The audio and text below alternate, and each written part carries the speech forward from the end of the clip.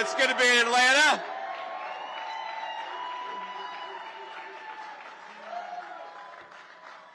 It is good to be in Atlanta, my friends, and I'm going to tell you, in 10 days, we're going to turn Georgia red. We're going to take the whole country with us. We're going to make Donald Trump the next president of the United States. Now, I'm sorry we're a little delayed coming out here. We were going to come out right behind the bleachers, and somebody said, no, you got to come out right here. But we were delayed by 10 seconds in coming out here, and it occurred to me as we were walking out that that Kamala Harris, every time she steps in front of a reporter, she makes a catastrophic mistake. So if we're just 10 seconds late to the stage, I'll take that every day, and twice on Sunday. We've got a few people here that I want to thank of you, a few very special friends. We've got Congressman Andrew Clyde here. Andrew, thank you, man. Now, Andrew reminded me, actually, that he and I worked on a piece of legislation, he in the House and me in the Senate, where we actually fought back against some of the radical anti-police policies of Kamala Harris and Joe Biden. And what happened? Kamala Harris and Joe Biden, they vetoed that piece of legislation, making Washington, D.C. less safe.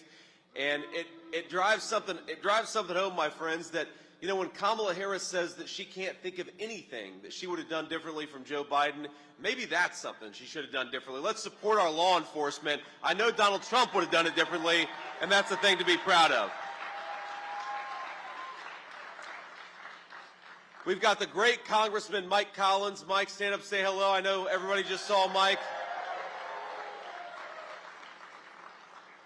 Mike has got the best social media, I think, of anybody in the U.S. Congress. No offense to anybody else here, but Mike has got the best sense of humor, and he has a little bit of fun with politics, which I think is a good thing. You know, they say that Kamala Harris, the media talks about Kamala Harris being the candidate of joy. When I come to events like this, I feel like the joy is all on our side, and we're having fun out here. And, of course, we got the great Congressman Rick Allen. Rick, thank you so much for being here, man. Thanks for your leadership. We've got Insurance and Safety Fire Commissioner John King. John, please say hello. Say hello. Thank you, John. And, of course, we've got the legendary Alveda King. Where is she?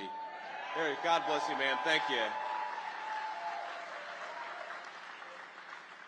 Now, when you take a photograph with Miss King, she says right before the click goes, she says, Jesus. And I love that because that puts a smile on my face. And it also reminds me, Miss King, that we are engaged in the most important work. And I think it's fundamentally to make this country friendly to people of faith, to respect people's religious liberties. But I think the great Christian command for politics is that we pursue the common good. And how can you pursue the common good with a broken leader like Kamala Harris? We got to get Donald J. Trump back in the White House, and that's what we're going to do.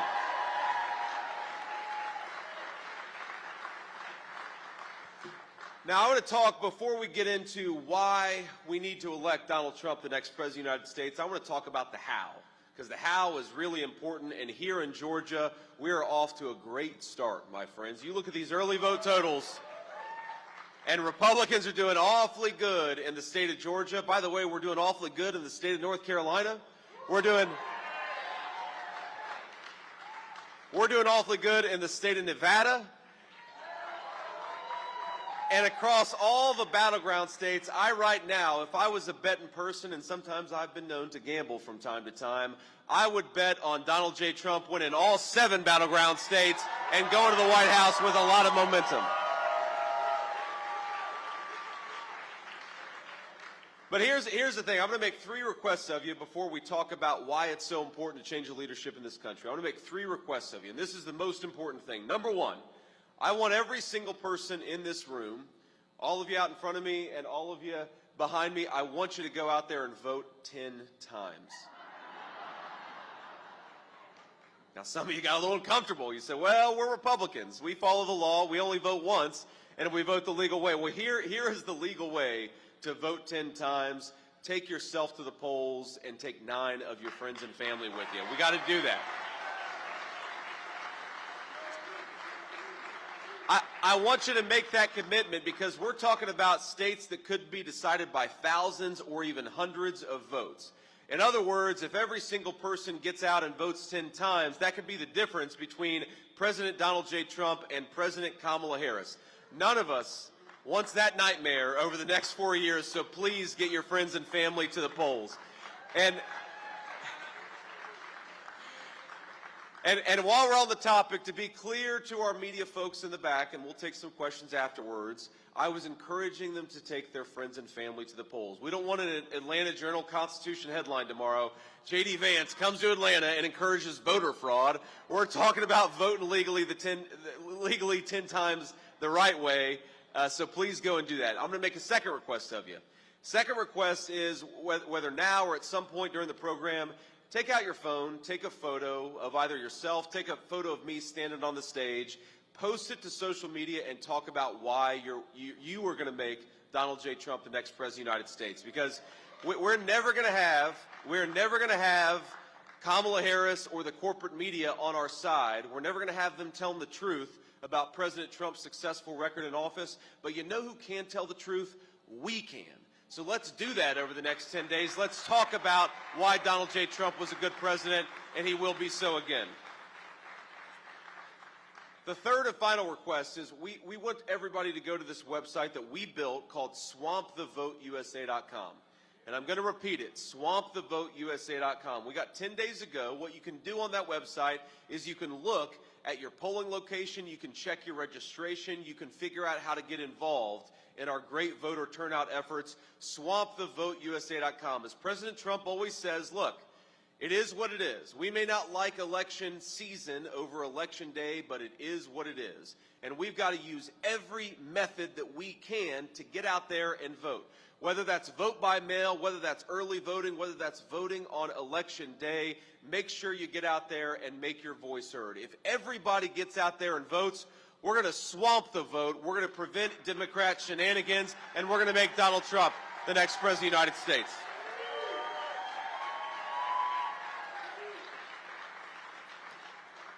Now, there are two big issues confronting this country. There's so many things that we could talk about. We could talk about, all of us believe, I think, in school choice and in giving our kids an education at school instead of an indoctrination, right? We all believe in religious liberty, protecting the rights of Christians, Jews, and everybody else to practice their faith as they see fit. We don't want Kamala Harris telling people of faith how to live their lives. We want people of faith making their communities stronger by living their faith as they see fit. That is the guarantee of the First Amendment.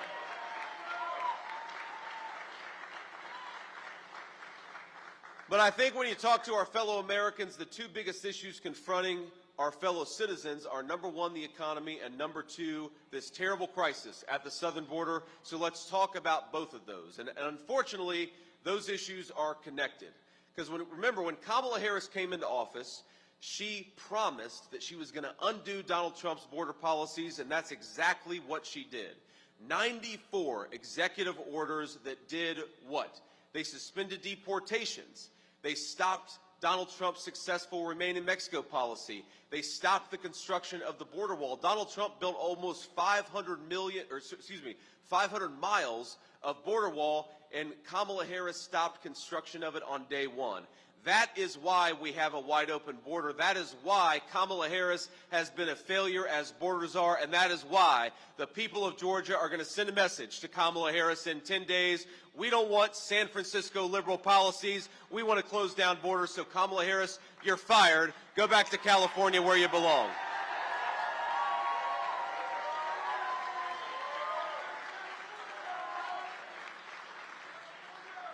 And we got to talk about the unbelievable human cost of that wide open border. I was a few weeks ago in Valdosta, Georgia. Of course, a great community in southern Georgia, community that was hit pretty hard, of course, by Hurricane Helene. So spare prayer for the people in Valdosta who are still rebuilding. But when I was there, it was actually before the hurricane hit. And I saw something that has stayed with me for a very long time on the campaign trail. I think about it multiple times a day. Because the sheriffs there, they took me into what's called the interdiction room. Now, this is where they collect all of the drugs and the contraband that they've gotten, a lot of it from the Mexican drug cartels. And, you know, Valdosta sits there at the intersection of I-10 and I-75, so it's become a major thoroughfare for the Mexican drug cartels who are bringing illegal guns and illegal drugs into our country. Now, in that interdiction room, I saw something that really shocked me, because you've got, you know, bags of marijuana, you've got pills, you've got meth, you've got, you know, refined THC, you've got fentanyl, of course, and then I see something that looks out of place. It's a box of candy. You know, like Nerds Sour Patch candies. And I say to the sheriff, I say, what's going on there? That doesn't look like candy, or that doesn't look like illegal drugs to me. And he says, well, the cartels have figured out that if they disguise that candy, or excuse me, if they disguise that drugs as candy, then they're going to make it easier to get it into our country and to poison our citizens with it. And then, of course, I thought, of course, as the father of a 7-year-old, a 4-year-old, and a 2-year-old, that eventually a packet of Nerds or Sour Patch candies is going to end up on an American playground, and an American child is going to open up a packet of candy and pay for it with their lives. This is disgraceful, my friends, and it's going to stop when Donald J. Trump is back in the White House.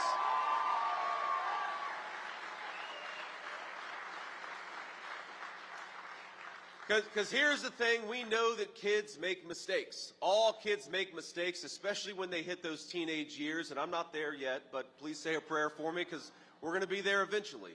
But I want my children to grow up in a country, I want your children and your grandchildren to grow up in a country where it's safe enough for children to make those stupid childhood mistakes but not have to pay for them with their lives. I want kids...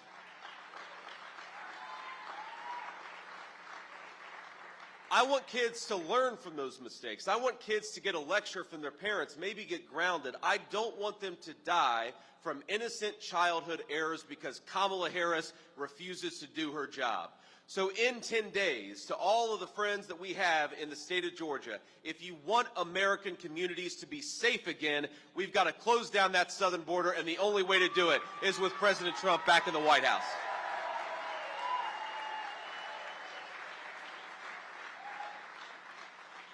Now, there are so many issues that flow from that wide open southern border. I mean, think about this. Think about the unbelievable number. I believe it's thousands upon thousands of children who are in Georgia public schools who are the children of illegal aliens. And look, I don't begrudge those children. I certainly don't begrudge anybody for wanting to come to this country for a better life. But number one, you got to do it the proper way. You got to come through the proper channels. And number two, when you flood our public schools with kids who don't even speak English, what does that do to the education of the children of American citizens? It makes their education worse.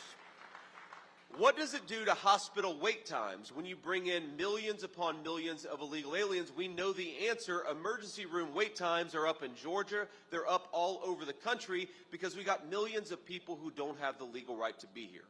And what does it do to housing prices when you've got 25 million illegal aliens who are buying homes, who are living in homes that ought by right go to American citizens? So I'm asked all the time, what is the Donald Trump plan to bring down housing costs? And there's a lot of things that we can do. But number one, and most importantly, is we got to ensure that American homes go to American citizens, and that's only going to happen with Donald J. Trump back in the White House.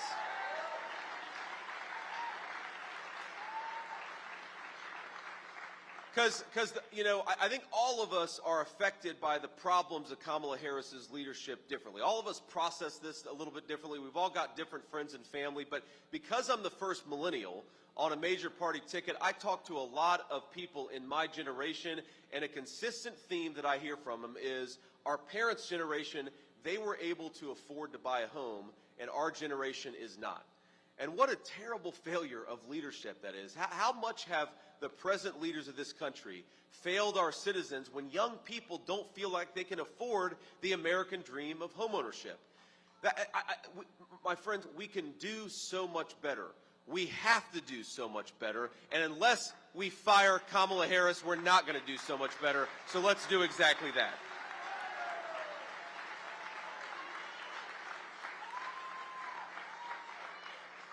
Now that leads us into another issue, of course, because we got to, of course, most importantly, we got to make sure that American homes go to American citizens, but we also have to build more houses to begin with.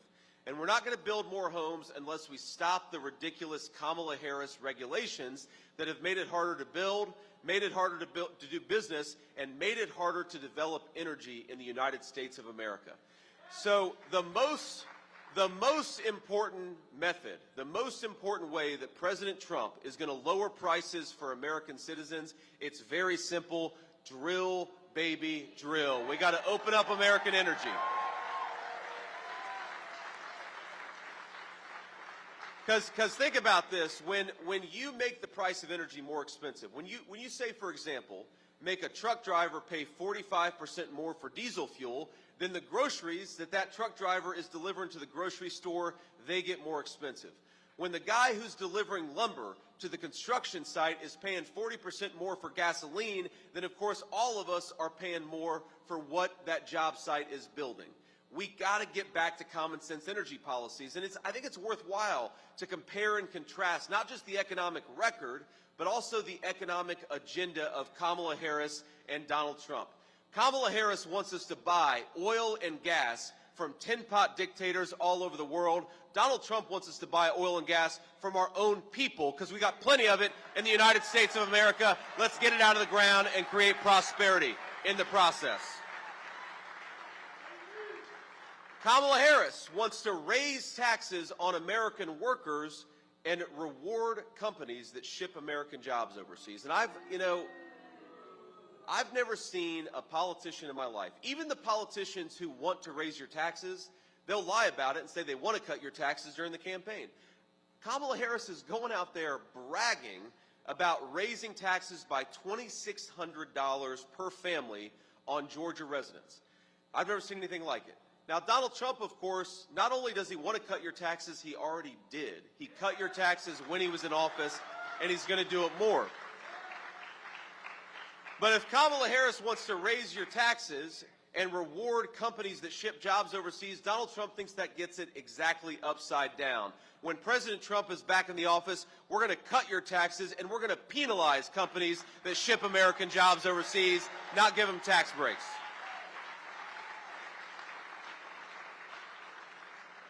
Kamala Harris, of course, wants to open the border, and Donald Trump already shut down the border, and when he's president in just a couple of months, he's going to shut it down again.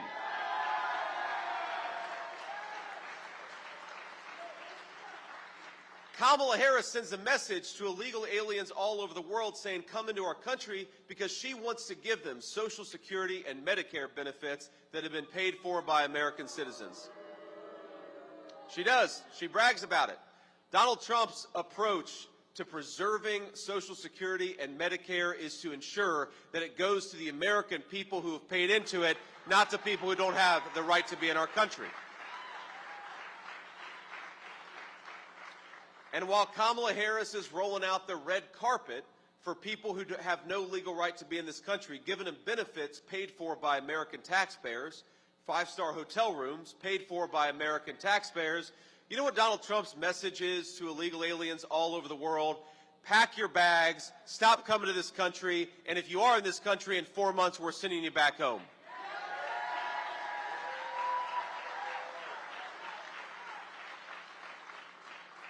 The record is so clear. That's one of the good things. I got to say, my friends, I honestly feel a little bad for Tim Walz, the governor of Minnesota. I do.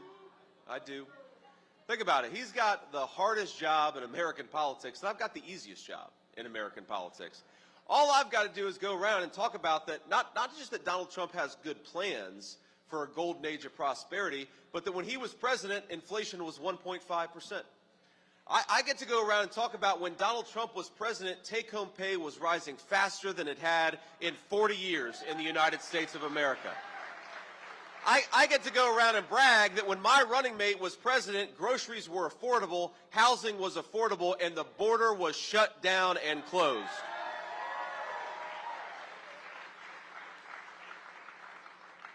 But Tim Walz has got to talk somehow about how Kamala Harris is going to solve the very problems that she created. And that is a very tough job. Remember, Tim Walz has got to somehow convince the American citizens that Kamala Harris didn't open the border when everybody with a lick of common sense knows that's exactly what she did. Remember when Kamala Harris, she goes to these rallies, and she stands up there and she says, on day one, we're going to tackle the affordability crisis affecting American families. On day one, we're going to secure that southern border. And I think all of us with any common sense are saying, Kamala, day one was 1,400 days ago. What the hell have you been doing the whole time? Get to work. Do your job.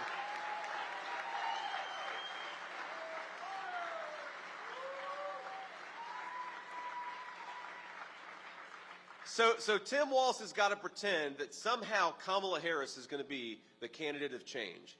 That somehow the candidate who has been the sitting vice president for the last 3.5 years is going to be doing something different over the next 4 years that she hasn't already done. Tim Walz has got to convince the American people that the very affordability crisis that exploded under Kamala Harris's leadership is somehow going to get better if we give her a promotion. So I think we ought to spare a prayer for Tim Walz, because the American people know the truth about Kamala Harris. She's not the candidate of change. Kamala Harris is the candidate of unaffordable groceries. She's the candidate of higher housing prices. Kamala Harris is the candidate of more of the broken leadership of Washington, D.C., and the state of Georgia is going to have nothing to do with it.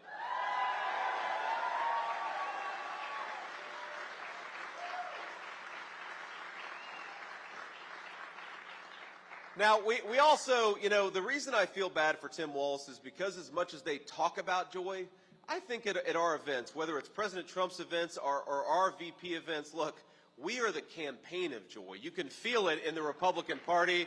You can feel it for independents and Democrats that are supporting the president, because I think that all of us can feel, one, that we're winning, but most importantly, that we're about to fire Joe Biden and Kamala Harris and put a president who actually cares about the American people back in the White House. But, the other reason I'm feeling especially joyful is because, again, here I am. You maybe didn't expect me to be so bipartisan today, but I said something nice about Tim Walz, and let me say something nice about Kamala Harris.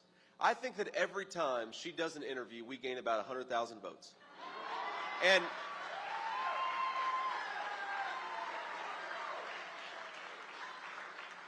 I feel sometimes like we've actually got 3 people running on our ticket, because not only does Kamala Harris give us a bunch of votes every time that she gives an interview, but she also copies every single one of our proposals. And I keep thinking to myself, Kamala Harris, if you're so confident in what you want to do, and more importantly, in what you have done for the American people, why do you keep on just copying Donald Trump's policy proposals? Now, we've of course announced a policy of no taxes on tips. Donald Trump is going to eliminate taxes on tips. Donald Trump has talked about eliminating taxes on overtime workers. I think that's really important. A lot of these folks are working too hard. They ought to get a raise. Donald Trump, of course, talks about securing the border. We got to do that, right? And I think that Kamala Harris, after Donald Trump started talking about it, Kamala Harris copied every single one of those proposals. And I was talking to the president a few weeks ago about this. I said, sir, I actually think I've figured it out. She thinks you're going to win, and she's auditioning for my job. I'm telling you, she's going to show up in Michigan today with a red MAGA hat and a long red tie, and that is how she's going to run her campaign these final 10 days, is she's copied Donald Trump on everything else. She might as well copy his style, too. But here's the thing. Here's the thing is Kamala Harris is betting on us being stupid. She's betting on the American people being too dumb to realize that she's lying to them. But Donald Trump and I, you know what we're betting on? We're betting on the wisdom and the common sense of the American people. That's why we're going to win in 10 days.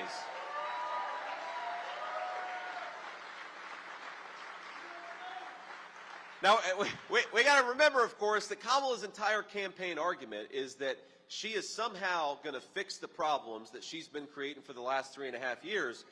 But she does an interview with The View a couple weeks ago. Did you see this interview with The View? Some of you did. But most of you, this is how I sacrifice as running for your next vice president, is I watch Kamala Harris on The View so that most of you don't have to. Now,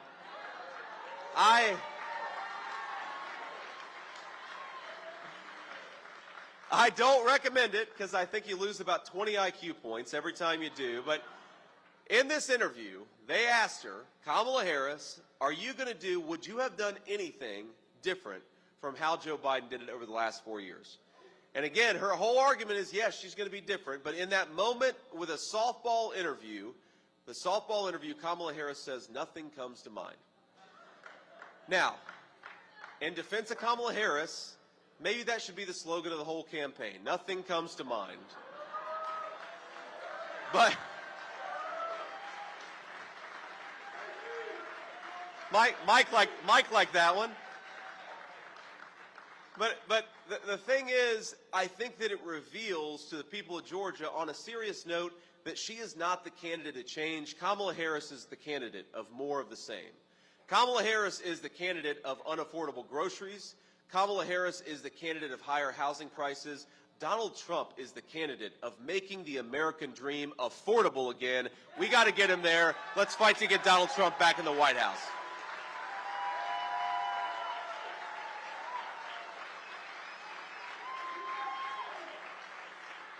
Now, I'm gonna make one more observation here about Kamala Harris's campaign, and then I'm going to take some questions from reporters. Here's the problem. It's not just that I disagree with Kamala Harris on policy, on substance.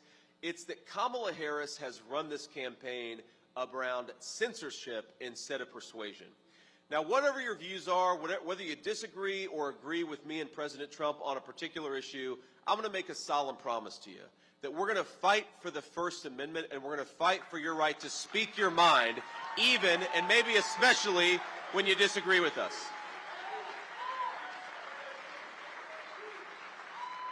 Because, you know, we talk about this border crisis, and the thing, obviously, the policy is terrible, but then you realize it's not just that Kamala Harris refuses to acknowledge that the border is a disaster, it's that Kamala Harris wants to call her fellow citizens a racist for daring to believe that we ought to have a secure southern border. Well, here's my message to Kamala Harris. Stop censoring your fellow citizens. Try to persuade them, and you might actually get somewhere in American politics.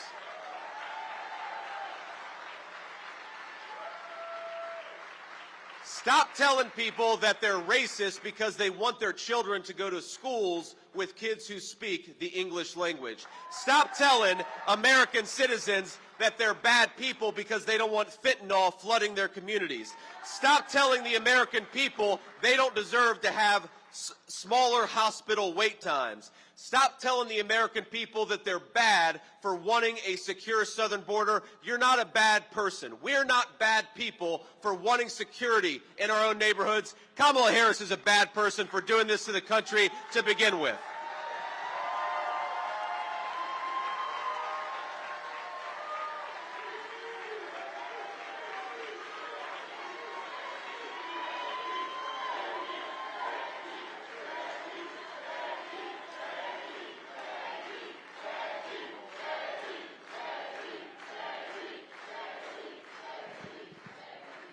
And on that note, let's go ahead and take some questions from hopefully some local reporters and then the national folks if we've got time.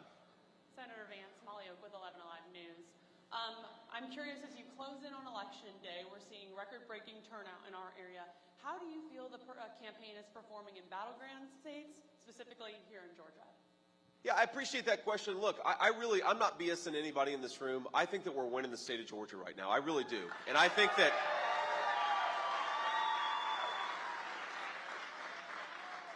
And honestly, my biggest concern is complacency down the stretch. Because if the election were held tomorrow, I'm 100% confident Donald Trump is the next president of the United States. And that's a very good thing. But the election is not tomorrow. The election is 10 days from now. And so what we have to do is keep our foot on the gas. We've got to keep on working. We've got to keep on running through the finish line. Because I really do believe that our fellow citizens are ready for a change. They're ready to make the American dream more affordable again. They're ready to make groceries more affordable again. They're ready to make housing more affordable again, especially for our young citizens. They're ready to close down that southern border and stop the flow of this poison into our country. They're ready for new leadership, and Donald J. Trump is the only person on the ballot who's going to provide that new leadership. So we're going to win. I really believe that.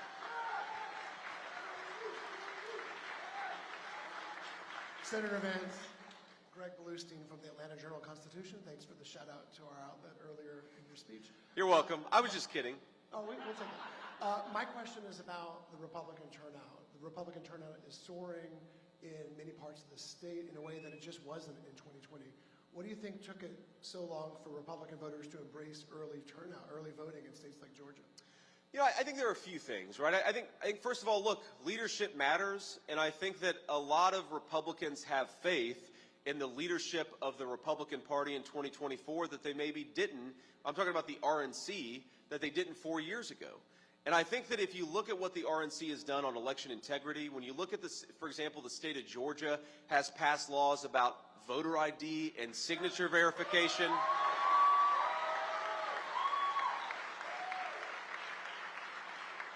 So I think at both the state level from Brian Kemp on down, but also the RNC with Michael Whatley and Lara Trump at the head, I think that Republican voters have more confidence in early voting this year. And look, I've got more confidence in early voting this year. So I'd encourage all of us to get out there, vote early if you're able to, because it's how we're going to, get enough votes in the bank so that we make sure that Donald Trump wins the state of Georgia.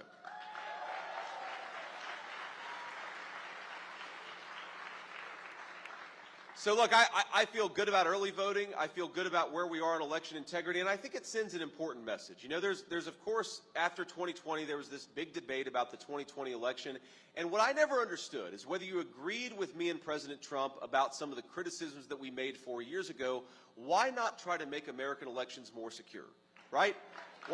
Why not do... If the American people are telling you they're worried about election integrity, why not do voter ID? Why not do signature matching for mail-in ballots? Why not make it harder for illegal aliens to vote? And, people, some of my Democratic friends will say, well, we don't think there are that many illegal aliens voting. Well, then why not make it even harder, right? The proper number of illegal aliens voting in American elections is 0. So let's get it to 0. So I actually think Georgia has set a really good standard, and I think every single state in the union ought to have voter ID, and that's how you give people confidence in our elections. And I think if people followed suit and did what Georgia has done, we'd have much better elections, and we'd all have more confidence in it. And both of those things are important. Next question. Hey, thanks, Senator. I'm Ross Williams with the Georgia Recorder. Vice President Harris has been campaigning strongly on the abortion question. I wanted to ask you, do you believe that abortion is morally equivalent to murder? And if so, how do you justify leaving it up to states to decide? Yes, sir. So my belief on the policy of abortion, and it's important to reiterate that, and what President Trump has said is that the voters are going to make the decision about abortion. What his presidency is going to be focused on is lowering the price of housing, lowering the price of groceries, securing that southern border, and most importantly, promoting a culture of life in this country, because we've got way too many people who feel, if they have an unexpected pregnancy, we've got way too many young women who feel like their only option is to terminate that pregnancy. We want to increase the options. We want to make it easier for people to choose life because we believe that that's important.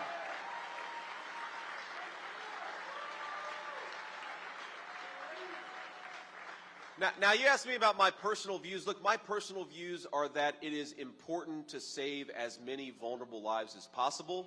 That's my view.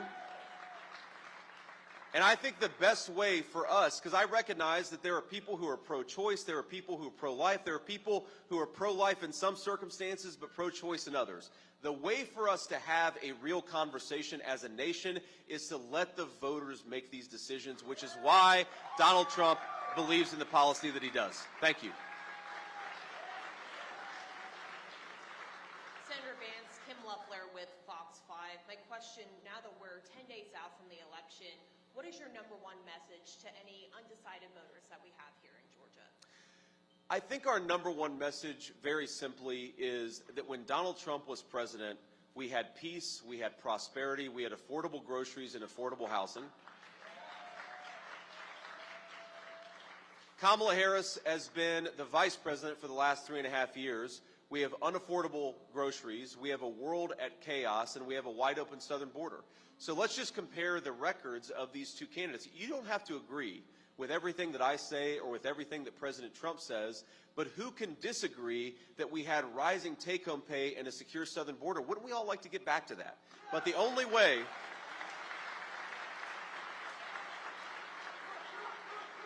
The only way to get back to it is to change the broken leadership in Washington, D.C. We cannot get back to peace and prosperity. We cannot get back to affordable groceries and a secure southern border by doing the same exact things with the exact same leaders. We need change. We need new leadership. We need Donald J. Trump. That's our message to voters down the stretch.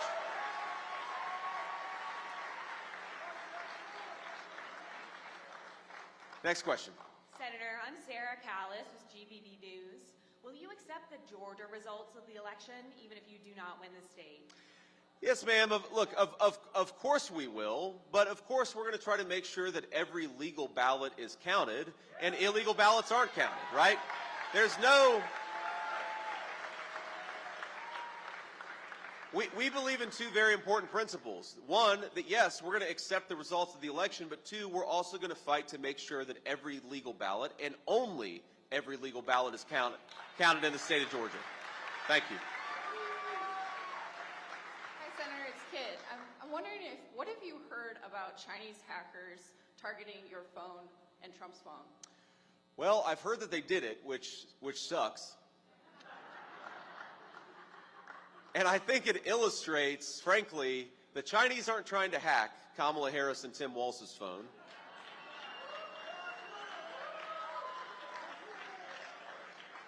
I think, frankly, they'd probably find some pretty weird stuff if they hacked into Kamala Harris and Tim Walz's phone. But that's just a guess. That's not a factual statement. That's merely one man's opinion, to be clear, Kit.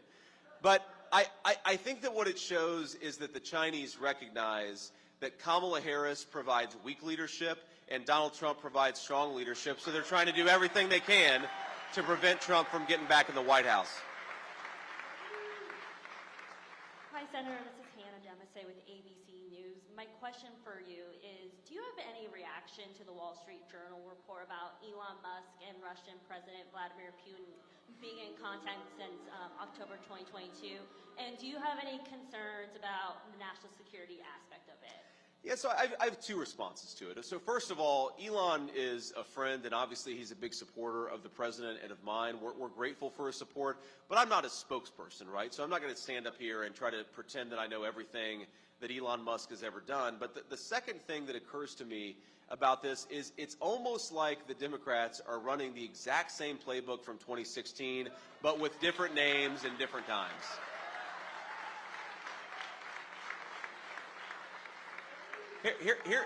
Here's what I know about Elon Musk. I know that there are a lot of people in areas that were hit hard by Hurricane Helene who have internet service because Elon Musk has been working hard to make that happen.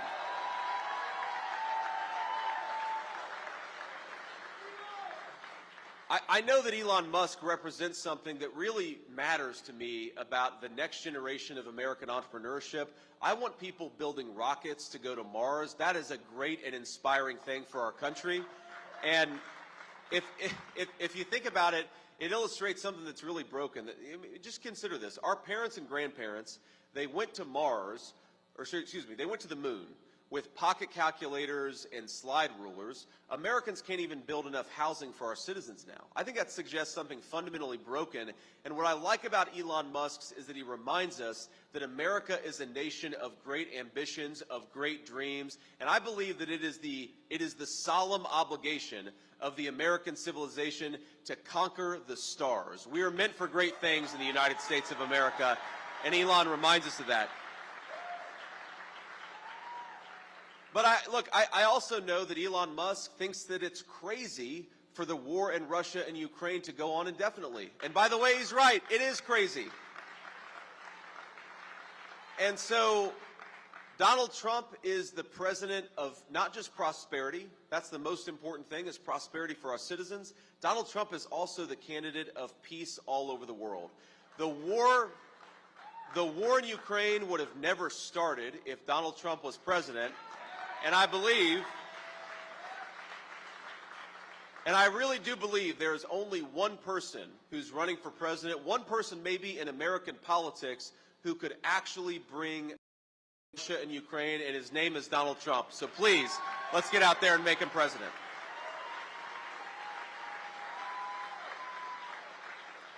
Let's do one more question, then we'll hit the road. Yeah, Senator Torian Small with CBS News. Thanks again for taking our questions. You've often talked about the big tent that this ticket is bringing in, support from Elon Musk, RFK, Tulsi Gabbard, Nikki Haley. All but one have campaigned for the ticket. Is there a reason why Nikki Haley hasn't been tapped to campaign? When was the last time you guys have talked to her about campaigning? Well, look, first of all, we're thrilled to have Nikki Haley's support, and I'd love to go around and campaign with Nikki Haley, and maybe that'll happen. I mean, sometimes these things are just a consequence of scheduling. You've got to put multiple people in multiple places. So I don't know the answer for why she hasn't been out on the trail, but she's endorsed us. She spoke on behalf of Donald Trump at the RNC, and you're right that we've got Bobby Kennedy, Nikki Haley, Brian Kemp, Tulsi Gabbard. We're the party of common sense from the right and the left.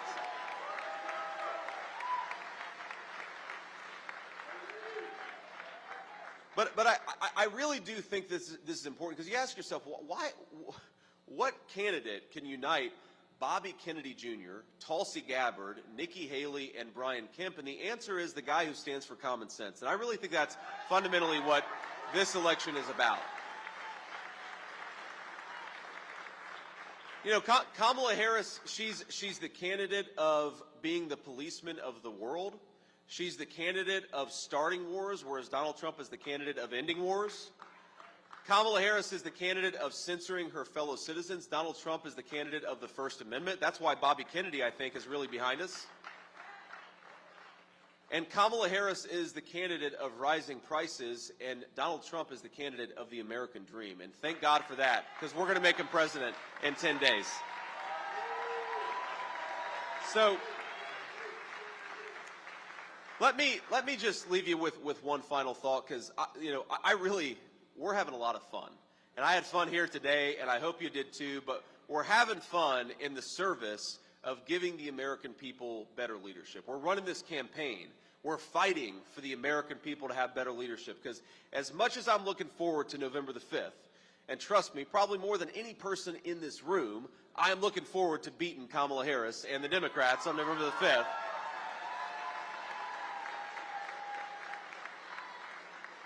We got to remember that we're fighting for our fellow citizens. We're not just fighting to beat Kamala Harris. We're fighting to make sure that our fellow citizens are able to live a good life in this country that all of us love. And I want you, let me just give you a few stories. People that I've met on the campaign trail, people that I know, and how much they've suffered under the leadership of the last few years. Number one, there's a woman I met who's a retiree, and her husband is about to be a retiree, but unfortunately, he's still got a couple years where he's got to work, in part because they're raising grandchildren who were orphaned by the fentanyl crisis. So she's doing the best thing in the world, taking care of grandbabies that she wasn't expecting to take care of, and God love her for doing that. But she told me that in good times and bad, for 40 years, she and her husband had a tradition where they would do steak night on Friday night. And I'm not talking about going to a fancy steakhouse. I'm talking about going to the grocery store, buying a steak, grilling out, and having that be their special thing. And I think all of us know that it's these little rituals with friends and family that make life worthwhile in the first place. Well, you know what happened is she stopped doing steak night last year. And the reason she stopped doing steak night is because groceries got too unaffordable for her to continue on with this tradition that she had done for 40 years. And what a disgrace that is, that a woman who has worked hard and played by the rules her whole life is going without because we have a failed leader like Kamala Harris who's jacked up the price of groceries. I want to tell you about somebody else. I meet a lot of people on the campaign trail, and one woman in particular, she talked to me about not being able to afford the price of groceries. She told me about that for about 30 seconds, and then she told me, and Ms. King, I think you'll appreciate that she said a prayer for me. every single night, and not just me, but my wife, and she knew the names of our 3 children, because even though she couldn't afford to put food on the table, she thought that it was important to pray for me and my family every single day. That reveals a generosity of spirit. Thank you. That reveals a generosity of spirit that exists in this country that we should all be grateful for, but we should remember that when we go to the polls on November the 5th. Because we should remember that there's a retiree out there who would like to be able to reestablish a ritual, a Friday night steak night with her husband, but she's not going to be able to do it unless we get better leadership. There's a woman out there with the generosity of spirit to pray for me and my children by name when she can't even afford the price of groceries. We've got the best country in the world, my friends. We've got the best people. We've got the best natural resources. We've got the most beautiful country anywhere in the world. But for our people to be unleashed into the next age, a golden age of American prosperity, we have got to fix the broken leadership in Washington, D.C. In 10 days together, that's exactly what we're going to do. God bless you all. Thank you. Thank you for having me, and I'm sure I'll be back soon.